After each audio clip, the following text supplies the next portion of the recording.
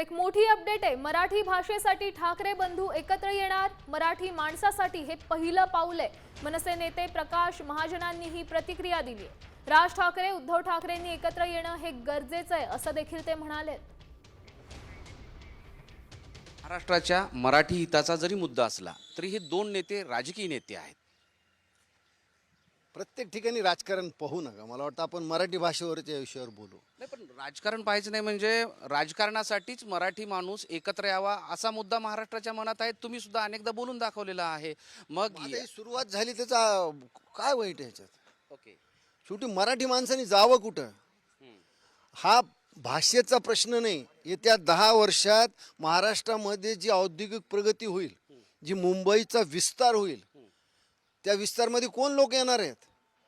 त्यांच्यासाठी तर हिंदी भाषेची सक्ती चालू आहे।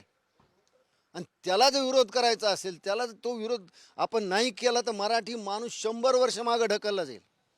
आणि ते उत्तरदायित्व फक्त आमचं आहे, ते आम्हाला निभावायला पाहिजे। आणि मला वाटतं समोरून त्यांनी योग्य तो प्रतिसाद दिला। आम्ही त्या सगळ्यांचं स्वागत करतो, मनापासून स्वागत करतो की त्यांनी मराठी भाषेसाठी सुरुवात का होईना, एकदमच टप्पाने पण पहिली पायरी आम्ही चढलो त्या मंदिरासाठी, ज्या मंदिराची वाट महाराष्ट्रातले लोक बघतात की कधी एकत्र मिळून दर्शन होईल। आता isakal.com आहे देशातील नंबर 1 ची मराठी न्यूज वेबसाईट।